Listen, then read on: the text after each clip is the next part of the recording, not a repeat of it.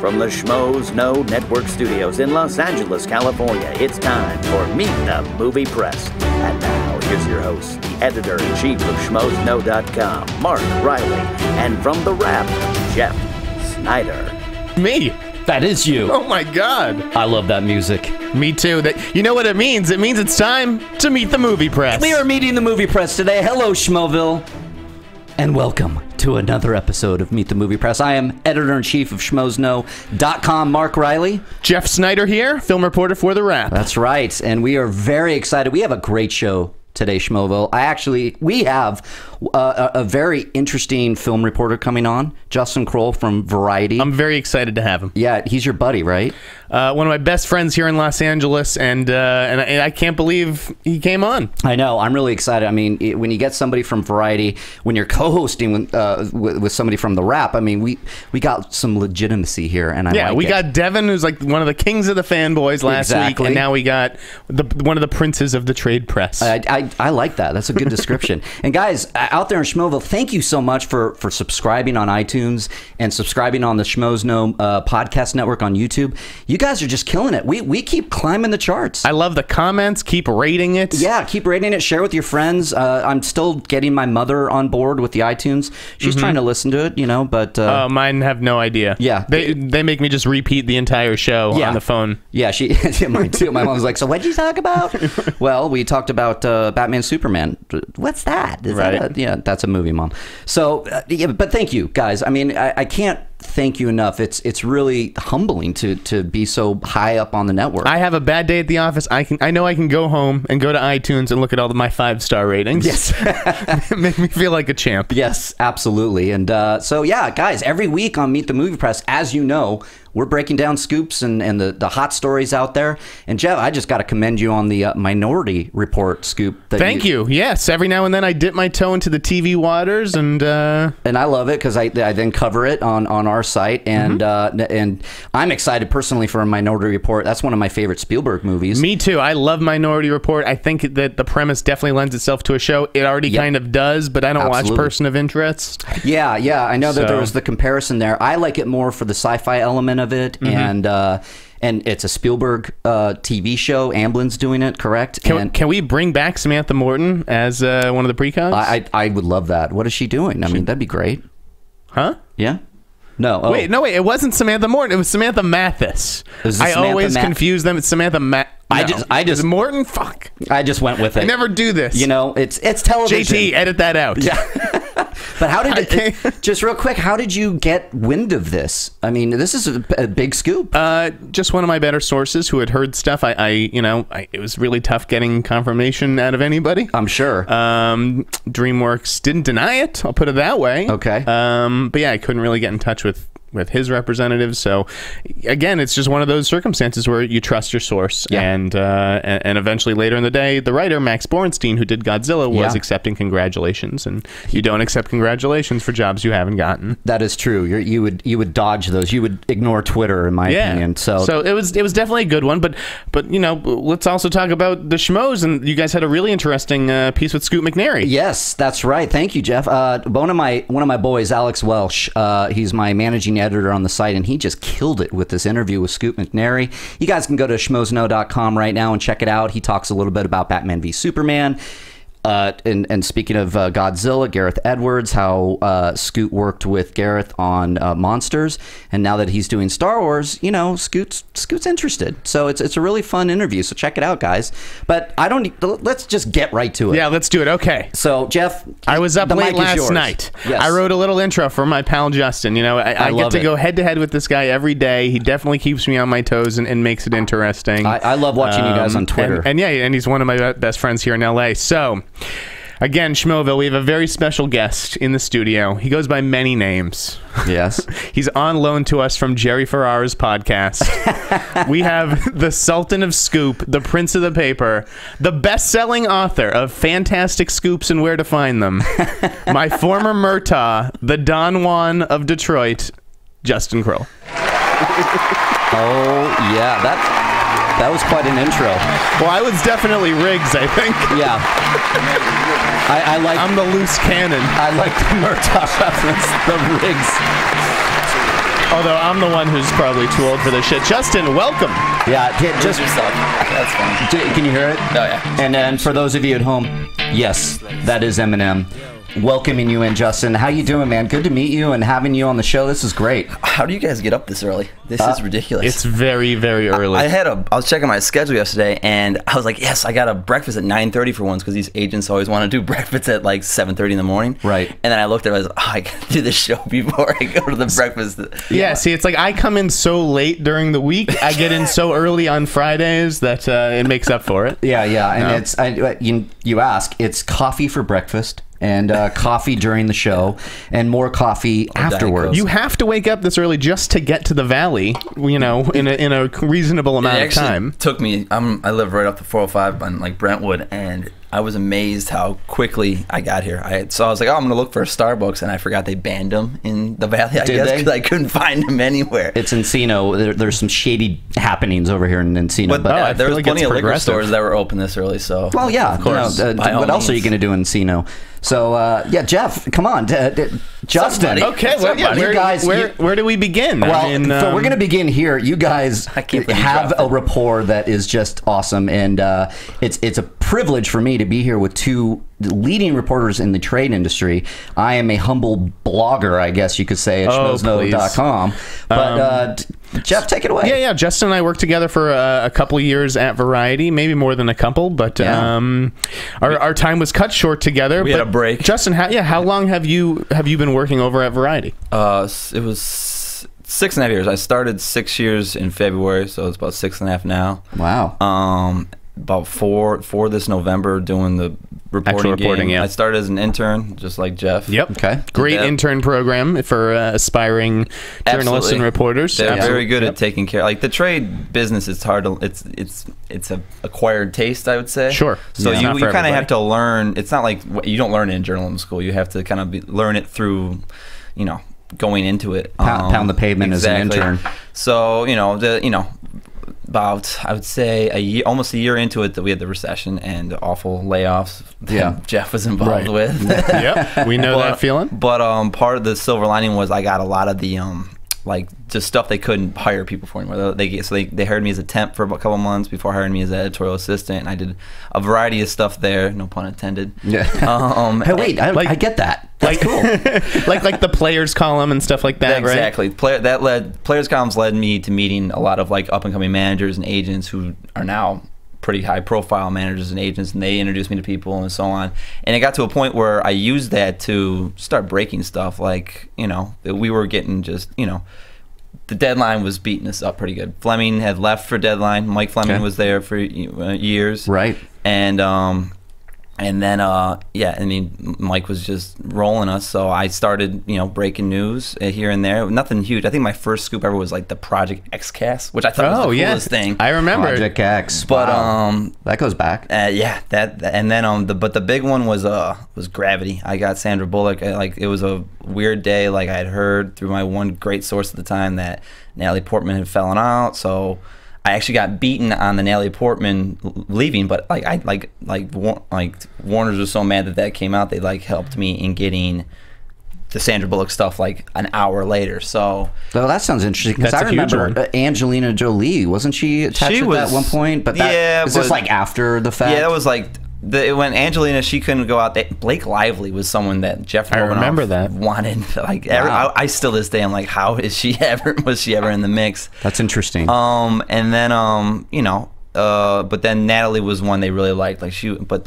getting pregnant. That's what it was, I think. Millipede. Right. Yeah. And Sandra came in, and it's funny. I did the Oscar reactions this year, and ended up talking to Sandra real early in the morning, so she had a little extra time to talk. And I mentioned my first big scoop was that, and she, it was really cool to talk with her and talk about how how many actors can put their hands on a piece of material that just matters the final product. And she's 100% right, because if you look down the road of all the people that have like Nicolas Cage in The Wrestler, I still to this day think, wow, and the people who were supposed to be in the fighter, I thought, were, you know, that didn't come together. It's just, you know, it's interesting to look at what I follow and how stuff falls apart, but in the end, sometimes it's almost for the best that it does. Yeah, and that's, you know, we talk about that a lot actually on this show. It's like when you report stuff, you know, it can fall apart, and it's not necessarily, oh, you're wrong. Right. It's, you know, you're right in that moment. You're right in that moment because, you know, as we say on the show, you know, we have our ear to the ground, you guys especially, and you hear a lot of this stuff. So, so Justin, when you were saying that you were breaking scoops and kind of in reaction to Fleming going to Deadline, like, was that on your own accord, or do you have a boss, somebody ahead of you that is saying, hey, why don't you look at this, giving you leads? It was, I call it the midnight shift. I was like the last person. I shut down the paper pretty much, but like I was getting in like an hour or two early just to kind of beat the pavement a little bit, and no one was really saying anything. So I was like, you know, screw it. I'm just gonna go with it. And, you know, we had a budget back in the day. This was when we had a print daily. Oh, wow, yeah. And I would print, just... What's that? I remember those budgets. They were like getting the Torah. I had a boss, but she was like in the design. She was like in our paper, like Paula Taylor or something like that was like technically my boss. But like if I had scoops, I would just email. Cynthia Littleton was the person I would email, and she'd help push it through because she'd like speak up for me at the meeting, obviously, and show the relevance of how big a deal this was. That after I got promoted, it was Josh Dickey, who's now with Mashable. Okay. He was, you know, he was a great. He kind of, you know, I really cut my teeth under him, and it really helped me make it on my, like, back in the day. Me and Jeff Coe wrote a lot of stuff, and it was, you know, it was a much more. It was a, you know, very team effort, you know, and it is still now. I work with Dave McNary and a lot of other great reporters over at Variety. Mark Grazer, and I'd say, you know, it's. But I'm still now I'm much more comfortable kind of like overseeing it and really tracking not just one or two studios but every major studio project, and it's, you know, it comes naturally now. That's great. I personally was always impressed with your ability to penetrate the agency world, which can be tough. Yeah. But I feel like Justin's very well sourced in the agency world. Okay. So you get a relationship with these agents now. When you say it's tough, are these agents like, no, we don't want to talk to the trades? No, I mean the way it always worked is like. I have this persona in the industry as the frat boy. I can see that. Solo cup. Yeah. I can see that. The ironic part is one of my close friends who works in the biz. She hates that persona. She'll go into like meetings and hear like, oh, that he's kind of easy a fratty, and she hates it because she knows I never was in a frat. I didn't want to pay the dues. I got hazed in high school. I didn't want to do it all over again. So I made friends with, but like I think I'm more bro-y, and that's that personality is a lot of reps and like the up and coming guys have those personalities. And you're a good looking single guy, so you can, you know, go to the bars with them, watch the game on the weekend or whatever. Yeah, I'm from there's about 3 or 4 or 5 guys that they're friends now. They're buddies that I hang out with after work or on the weekends. But yeah, it was like I don't talk, like it's very easy to talk to them. Like we'll go into like talk about our sports teams, or like, you know, I have a good memory, so I'll like, you know, bring up how's your kids doing, or oh, you're about to have a baby. Like when it's not always about the work. They don't see you as like, that's in fact you should not make it that. Sometimes you should try to like, you know, be very personable, because then like their guard isn't as down. And then nowadays when I call, they know what I'm calling about. You know, they know what I'm, you know, it's real check-in. It's almost trained these people to call me when I need it now. That's great. It comes naturally. So I almost take it for granted. Like, you know, we're training some young reporters over at the Wrap, and I've had to ask them to get some confirmations, and they can't always get them, and it's like I take it for granted. The relationships, exactly, the relationships. Yeah, and so in these relationships, do they blossom as you start to break stuff that is relevant and true? And are you getting promoted at work as you pound this pavement? I mean, I don't know where I would like. There's no more level. Like it's like I think the responsibility, like, and with my job, there's so much to cover. Like my bosses just expect me to, like, the Fantastic Beasts thing. I didn't tell anybody I was tracking that. I just kind of had. I literally, I was writing it. I was like fixing a headline or something like that, and our mutual friend Stuart goes, "Hey, are you gonna be done with that soon?" And I was like, "How'd you know?" I was like, "Oh, because I was looking in the thing." And he was in the system, right? He was sniffing around. I'm like, "Just pump your brakes, bro." Well, we got to talk about that then, because that's a big scoop this week. That captured the flag, so to speak. Yes, it did, because I know my managing editor is a huge Harry Potter fan. He's like, did you see the breaking news? And I was like, no, what happened? And he's like, I'm already writing it up. He was so excited. And I mean, I'm sorry, we heard Alfonso Cuarón was going to maybe come back. At least that was on my end, some story that I covered. Then I heard some different names, but David Yates coming back to the Harry Potter world in Fantastic Beasts and Where to Find Them, that's a huge one. Yeah. So what's the process for that for you? Like, how do you get wind of that information? It was, I mean, yeah, I know you have sources. So no, I mean, I'll do it the best I can. Yeah, like, I'm not gonna talk around it. Yeah, I can. I'm not gonna give anybody's name up, but that was like these projects, when the script's done, they become like, they start talking to people and whatnot. But this was something that from the start, it seemed like Warner's wanted to go back to someone that was comfortable with the world. So Alfonso and David were there wasn't anybody else, by the way. It was just those two. Alfonso they approached, David they approached. But it was a slow process. Alfonso was figuring out what he wanted to do. Yeah. To be honest, I'm glad it would have been nice, but I want him original material from now on. Absolutely. So he, kind of came and went. I mean, they had like 8 things out to him, like Overlook Hotel, Doctor Sleep. He still hasn't. They want to be back in business with him after Gravity made a ton of money. They $700 million on a non-branded material. Obviously, you want that, but he passed. And then David was dealing with Tarzan. So he's doing Tarzan. It was a slow process. The film comes out in 2016, so they weren't like it was a high priority, obviously, but they weren't like, they wanted to take their time. And obviously, if there was any interest from David, they were gonna listen. And so in May, I heard they were buzzing about it. No one could. This film was like DC Comics, Star Wars. You weren't gonna get a confirmation. It was. I mean, my sources. Everybody in town couldn't find anything out about it. It was very but like slowly you started hearing stuff, and then like, end of last week, a couple of my sources like, I heard Yates is doing this. I don't know, I don't know if there's a deal. That's the thing. A lot of people are like, I don't know if there's a deal. I'm hearing him, but it sounds more clarity. Yeah. So the best part here's the silver lining of when they don't confirm, you work your sources and you don't wait for that confirmation, and there's not as much brushback. You're not going to get people hooting and hollering. Yeah. So I pre-wrote a story.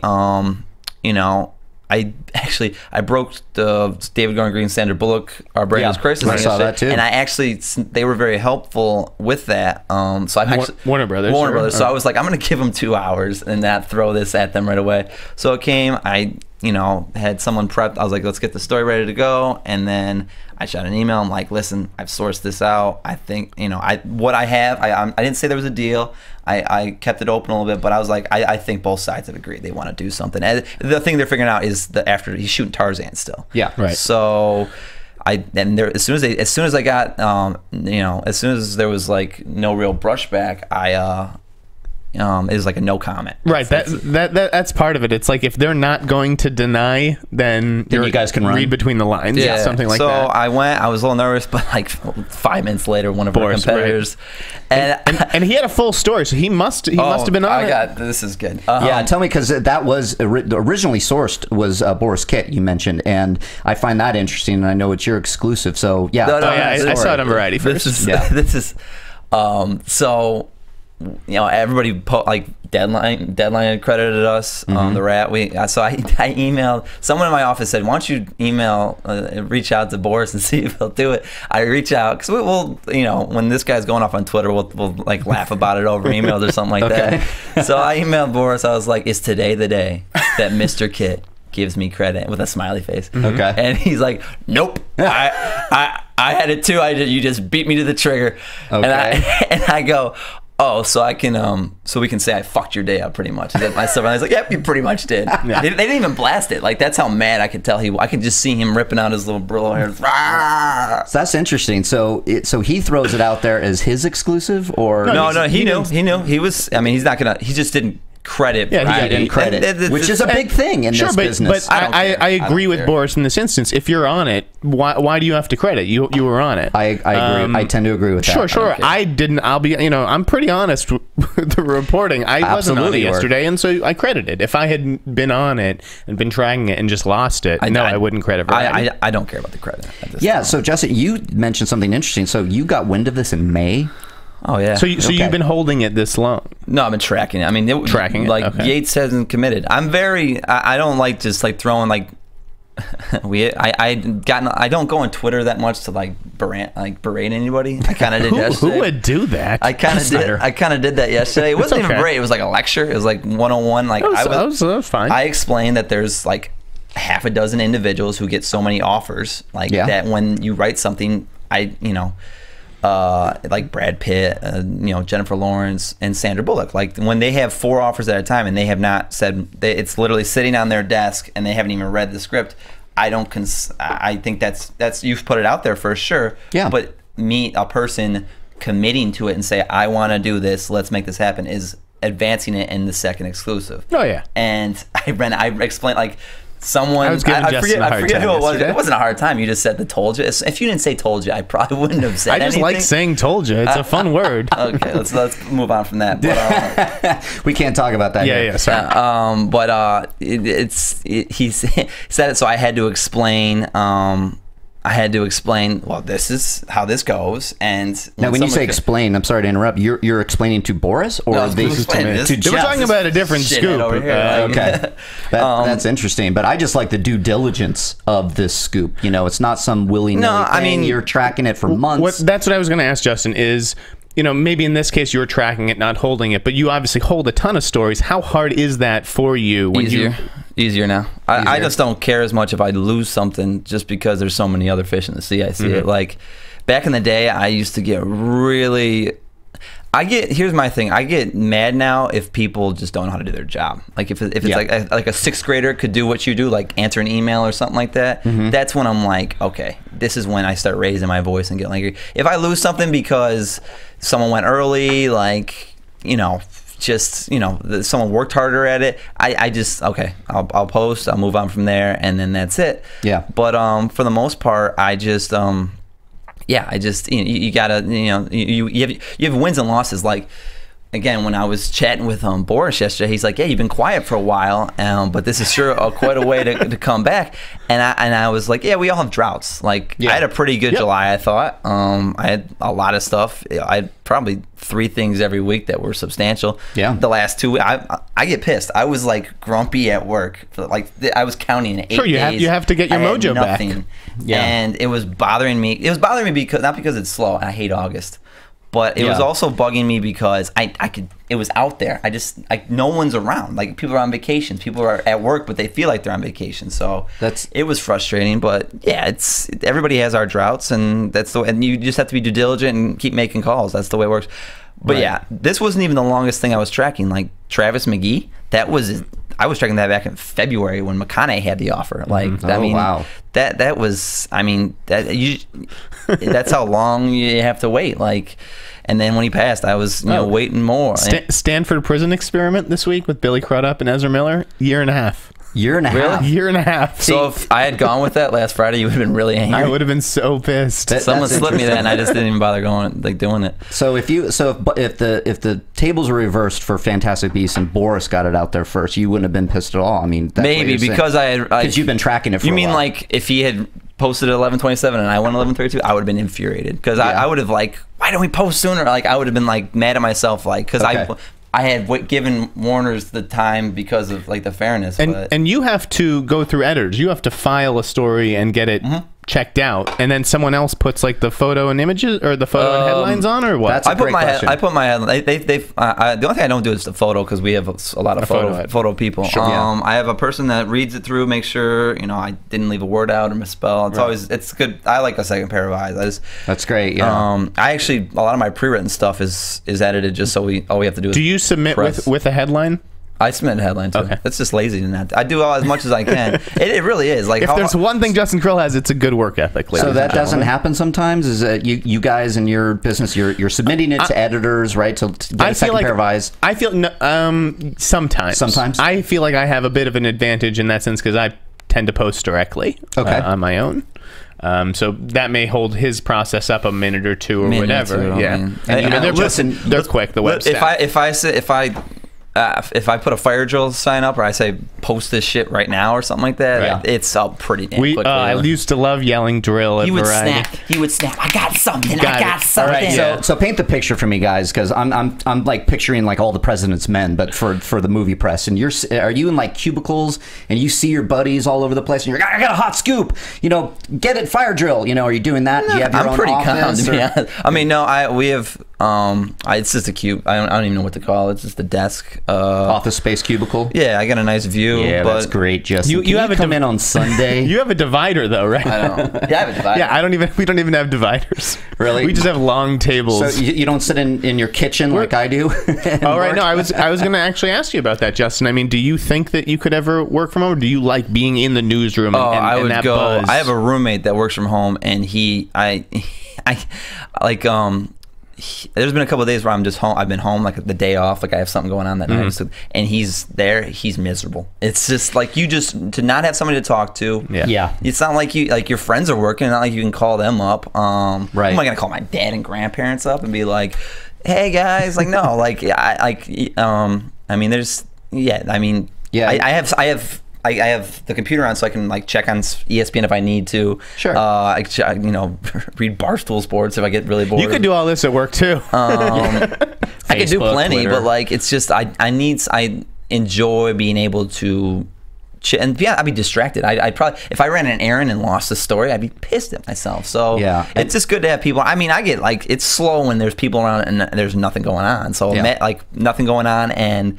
Right. I like the buzz of a newsroom. I like going into work. It's not even a buzz. It's just people being. I like having conversation. Like this week, Boardwalk Empire screeners and Sons of Anarchy screeners came in. I love going up to our TV critic or whoever and talking about the TV show. I used to love that. I mean, that's one of the things I miss most at Variety is talking to the critics. And getting their perspective. It's fantastic. This is fun. That's not because I feel the same way. You know, when I'm working at home, I go crazy. So, but I see the light in your eyes, Jeff. Listen, I don't have a wife and kids either. So if I was like taking care of all their responsibilities, I get like the how Fleming does it, and Nelly and all those people. But like I like being at an office. Justin's a snazzy dresser too, so he likes putting pants on. I'm dressed down today. Actually, I got dark jeans. But I don't see Justin as the type who just hangs out in his underwear all day. Yeah, I might. No, I do. I'm dressed to impress. So now I got off to a rocky start with Schmoville. Tell me your experience with them. Have they frustrated you with some scoops? No, or that was how funny. did we get you here today? Well, that's a funny story. I forget what it was. It was like I didn't give the Magnificent credit. Seven. I know the credit thing. Well, no, it's just it's something we talked about. I know probably Christian Harloff, head schmo, is very good at being a pit bull and fighting for credit, but then also extending an olive branch and saying, "Hey, I get it. Want to come on the show?" I think I gave credit eventually. Like I do give credit on stuff. I have no problem doing that.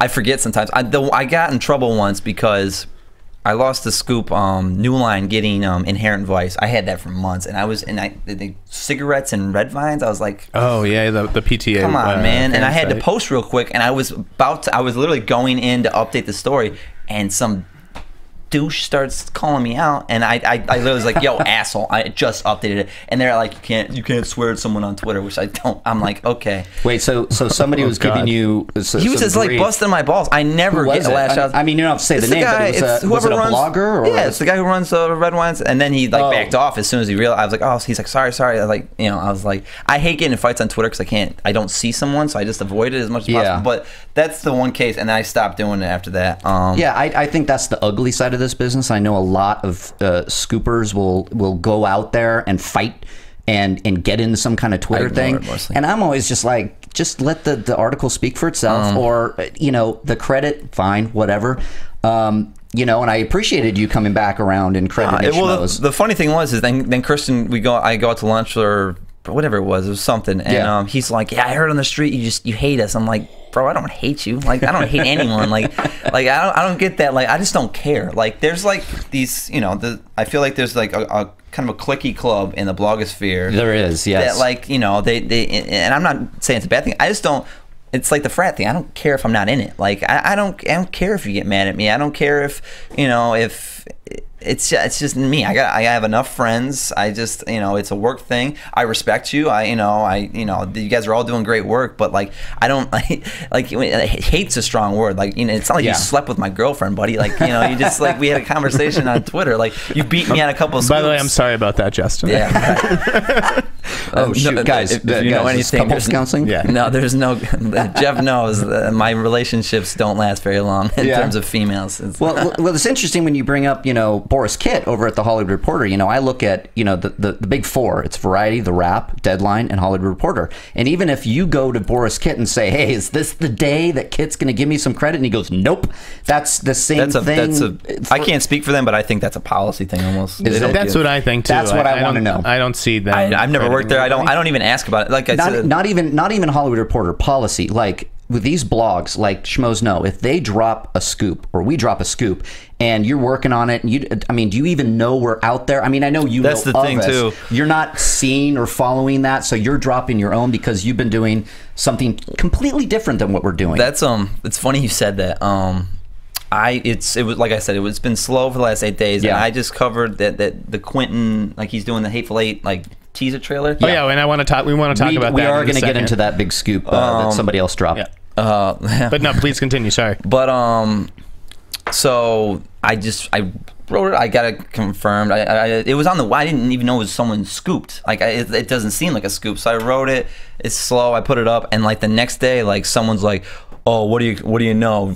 J. Kroll VAR didn't give us credit for the." I was like, "Credit for what? The Hateful Eight thing?" I'm like, "That was a scoop." I'm like, "Are you kidding me?" I'm not going to give you credit now because I didn't see it anywhere else. But like, I didn't even realize that was a scoop. Like, it's a huge world out there. You know, everybody has a blog and a Twitter handle, and if somebody hears something and drops it, you know, and then they're looking to the big four to credit them, it must be tough for you guys. It's certainly a badge of honor. I think. You know what, when we've been mentioned in Variety, Wrap, I don't know if Deadline ever has, or Hollywood Reporter actually never has, but it feels good on my end.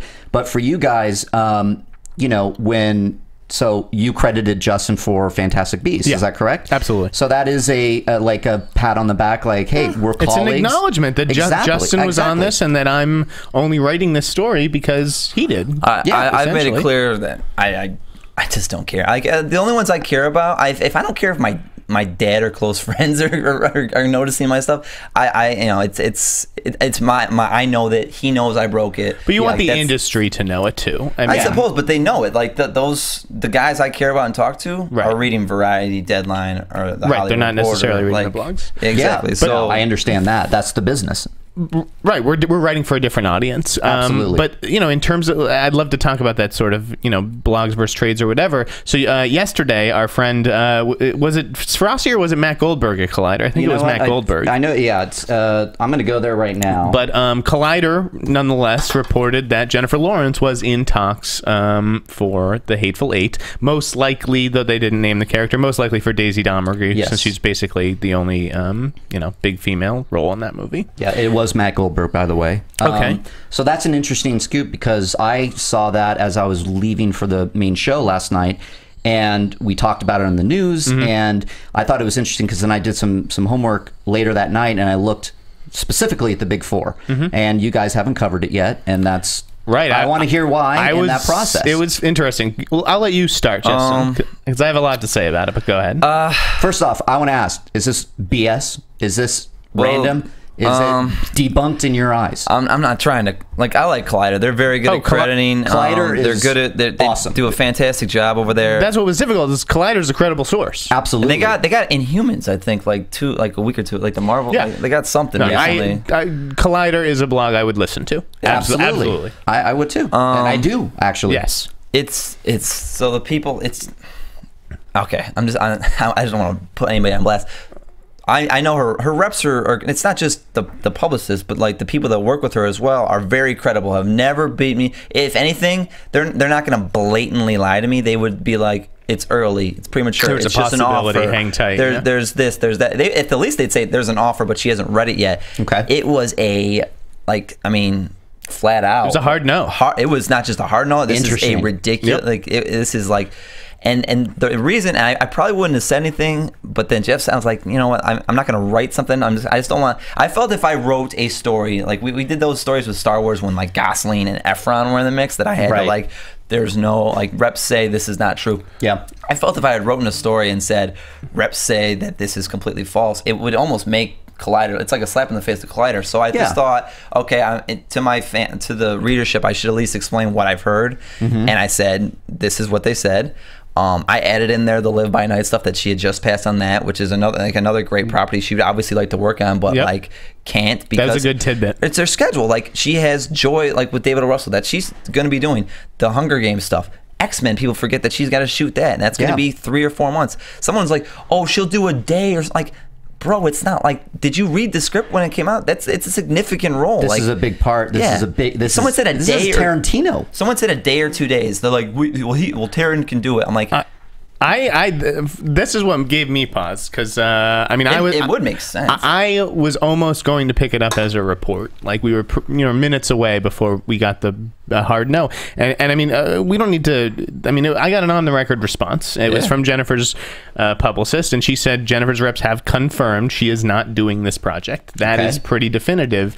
And it again, wasn't a no comment. Okay, but I didn't think it was a story necessarily because it's not like one of the trades had said that she was in talks. I mean, it was an internet rumor, which is how they referred to it. Again, I think Collider's great. Yeah. But so yeah, once you get that no, I mean, I tweeted it out. Decision. Yeah, I tweeted it out. Yes, you want to share it with your audience, but I don't think it's necessarily for the rap.com. And I dropped some names too. Like I said, Evan Rachel Wood, Gina Davis, and Hilary Swank were names that were that he was possibly interested. I don't know if they're meeting. That might be hogwash. I mean, the Gina Davis kind of makes sense. Which is a fascinating shortlist, though, because there's Gina Davis and Evan Rachel Wood. That's completely different. Wide range, which is why the Jennifer Lawrence thing kind of makes sense a little bit. It does, but then that's interesting. Just speaking of Tarantino, he's just probably has different ideas for different actresses. I mean, he could rewrite that part in a way or do something different. Gina Davis would be great. Awesome. She needs awesome. Like think about that. I'd love her to have something like that. That cast would just. Have you guys read the script?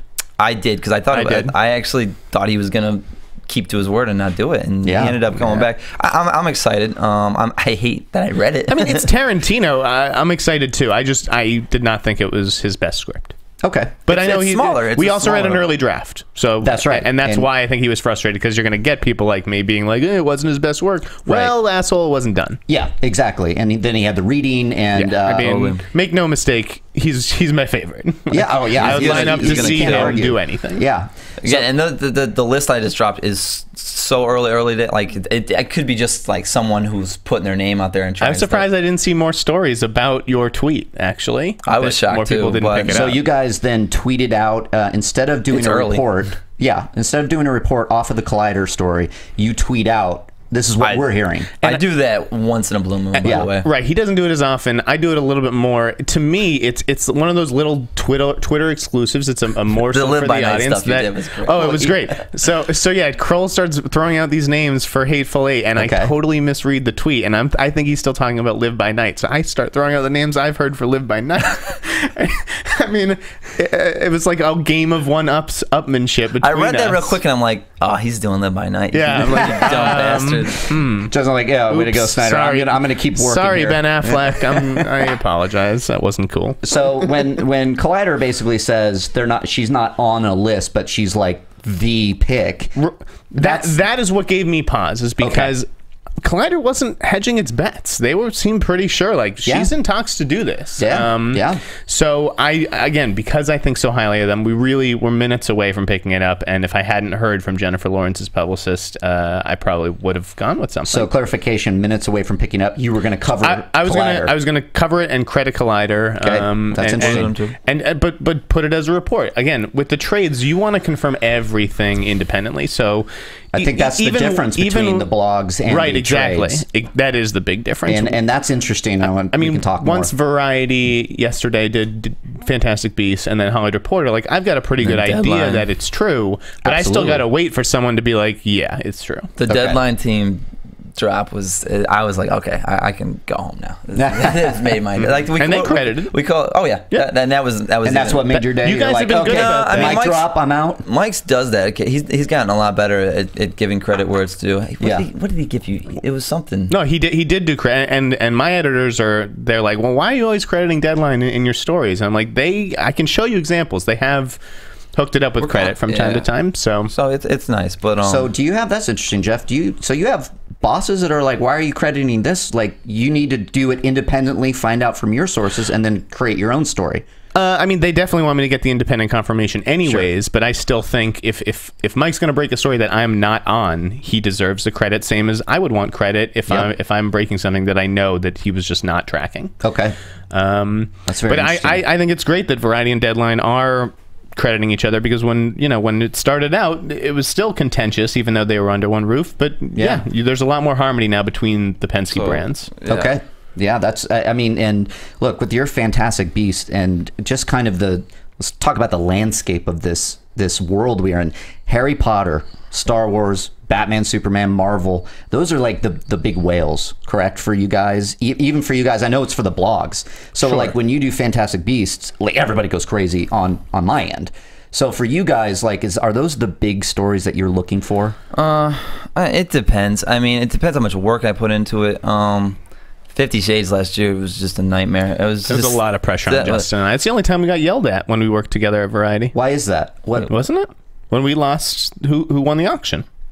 We were on. I've gotten yelled at a couple more times since then, but I don't call it yelling. I just call it like disappointment. It was the only time Dickie was. I mean, he didn't yell, but he was bummed. He let us know. Yeah, he was. I mean, Josh. I wish Dickey. I wish we could tell the story, that weekend story about.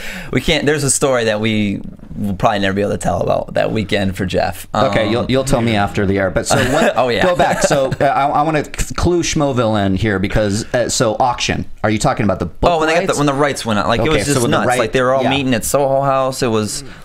But Mike's so into the book world, like it was like we tried, but there's this comes. We would have had to like. You had to get to Val. I think it was Hoskins. Yeah, or you would have had to like really risk it, like really roll the dice, and be like, all right, I think it's like they're not going to tell us, but I'm going to go with it.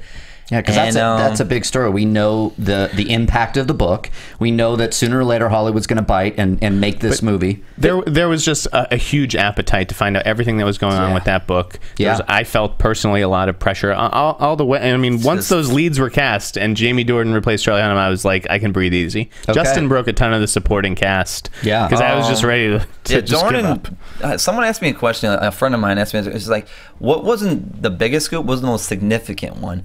I think Dornan was for me, because it showed I could do this on my own. Like that was my scoop. I roll with it. I went with it and I got it. And after that there was like Adam Driver, the John Boyega, there was like Star Wars stuff. Yeah. But and then obviously Yates. But that was the one where I was like, all right, like I can do that. Like that was like validation to myself that there's always that voice in your head like, oh, you can't. You're always going to need help. You can break the stories that the world is really waiting on. Yeah, and that's interesting to me. It's like I mentioned Star Wars, Marvel, DC, and then we're talking about 50 Shades of Grey. Well, honestly, I think it's interesting because it helped expand our audience for scoops. Totally. Like women. Absolutely. I mean, the Hunger Games scoop we got a couple like that. Like, we were behind a paywall then. That was a funny one. But that is my favorite scoop of all time. That was. And what's that again? Jennifer Lawrence being Katniss. Yeah, Katniss. That's a good one. I mean, that was the hardest chase I have ever. Like that was the day I learned. All right, dude, you're gonna die before you're 30 if you keep going at this rate. There was so many stories written and like back and forth. The week up until we got it, it was just like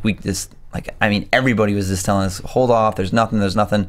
Who did you think it was before her? It was either Haley Steinfeld or Abigail Breslin. It was like Gary Ross was deciding whether I'm so it was an age Jennifer thing. Lawrence. It was like whether they want to do an older Katniss or a younger one, because I think there's like a 5-year difference. Yeah. That at least what you mentioned. Yeah. I mean, but Lawrence always seemed like the one who got it, and I was like in the gym. I had 2 phones at the time. My phone that was my BlackBerry went off. I didn't realize. I was like in the middle of like a bench press, and my buddy picks up. He's like, "Yo, Brenna, this girl Brenna's on the phone," and he thought it was like a booty call.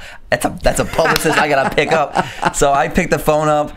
I was like, what's going on? She's like, you should go with something now. So I run up in like a wife beater. Stuart Oldham was still around. I'm like, let's roll. We beat Mike by like 8 minutes. No one was in the office. It was like 7:30 at night when this happened. And so you guys that all have leads on this, right? You're tracking this. I think that story had like 4 people getting credit. It was like me and Jeff with like Rachel Abrams and Dave McNary at the like contributed. It was a team effort. It was a team effort. Okay. Hunting Katniss. Yeah. And you're in the gym, and I hear booty call, so I'm like wondering, are you working out at like midnight or no? is it It's I don't know why he said that. It was just a buddy of mine. I asked him to pick the phone up, and he's just. He said it with her phone. Like, let's move on from that. But I have a few just quick questions because I know we're getting up there in the show. All right, let's. Oh, okay. We're getting the mark. We're getting. JT is waving us off. Just some rapid fire things. Do you ever block people on Twitter? No. Okay. No. You can take the heat. Okay. I can't. Well, I don't bother it. It doesn't bother me. I mean, like I've said that before. Twitter's just, I think you are the only like I'll read yours, and because I know you, I can know you won't care that much if I say something. Oh yeah, no, I can. Yeah, I've never done it. I don't defriend people. I don't like stop people from seeing my Instagram. I don't really care. Like, okay. Has the job ever gotten you a date? Several. I've dated a lot. I'm known for dating in the industry. Not gotten me a date, but like I mean, just in general, I prefer dating in the industry just because it's easier. Well, no, it's just it's easy to meet people. It's a good way. They know the schedule and all that stuff. They understand the craziness. They understand. I've never. Now let me refrain that. I've never slept with a source, but like I've met. You've gotten close. I've met people. I've met females through the work, and it's led to dating opportunities. But yeah, I dating in LA sucks. It's like a second job. So I know. So I don't prefer the easier route. When you're talking to people that are of the female persuasion, and you're sharing there's stuff. always you go about it the right way. But yeah, when you're like, I've got a ticket to the George Clooney premiere Thursday night. I've used that a couple times. I actually like taking people that want to go to that. So like I usually am able to find someone to go to a movie. What is the coolest thing the job has allowed you to do? Because I mean, one of the things that I thought was really cool working at Variety was the reactions, which you had mentioned earlier in the show. But what's the coolest thing the job's allowed you to do?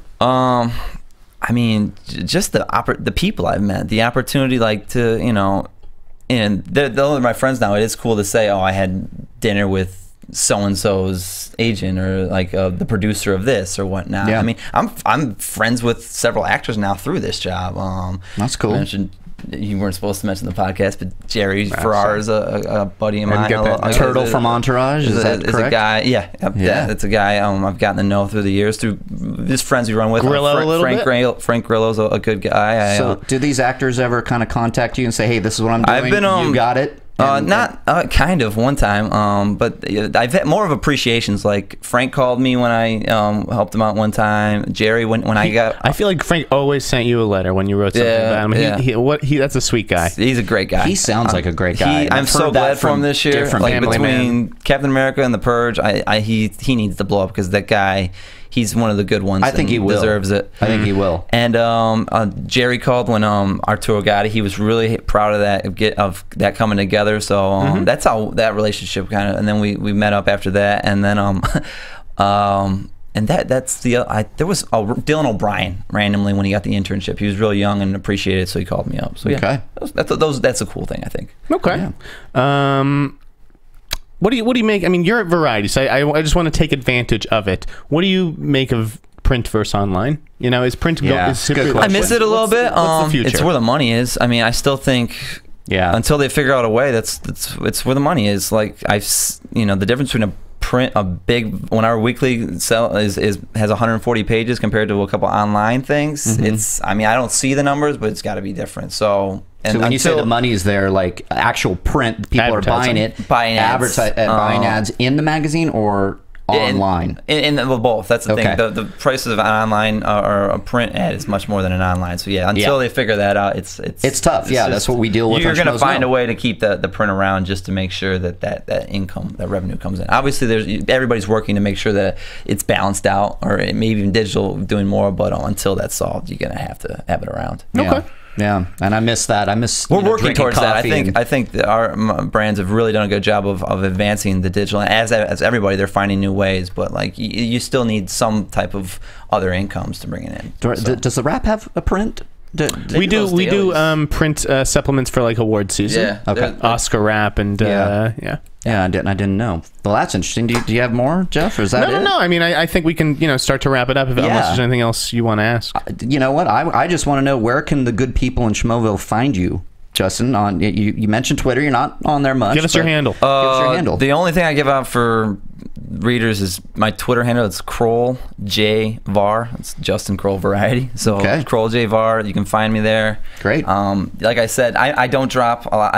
I don't critique stuff. I stay away. Like, the one thing I'm always on is my sports teams. I'm probably yelling about them more. Yeah. I'll occasionally drop. I made a comment about like the image from Ant-Man came out. I just thought it was a joke that people were getting off. We made that joke last night too. Yeah. It's like what is he's in this? a hoodie. It's like the Jamie Dornan photo. I don't know why people are getting flippy floppy over it. Can't judge a movie by a photo, folks. Exactly. No. But that's where all my news is. If you want, if my exclusives and anything I'm following from that's where you're gonna find it. But, on Variety.com. It's if you want to get to know me, it's just better to meet me in person, because that's a better way to get my personality, probably. There you go. But so it's you're on Twitter. It's Variety.com. Justin Kroll.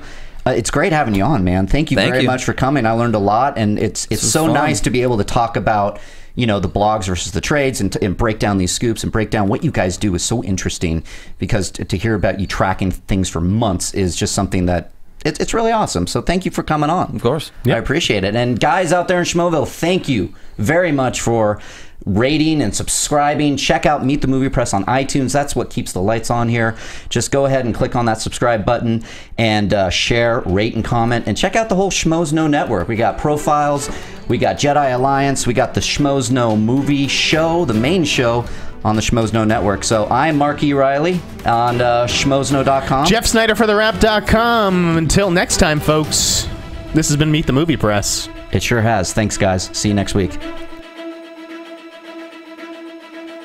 From producers Christian Harloff, Mark Ellis, and the entire Schmoes Know Network crew, we would like to thank you for listening to Meet the Movie Press. Special thanks to Kevin Undergaro and Maria Menounos, the author of Every Girl's Guide to Diet and Fitness, in stores now. To watch or listen to other Schmoes Know Network episodes, get movie news, or join the conversation, be sure to visit schmoesknow.com.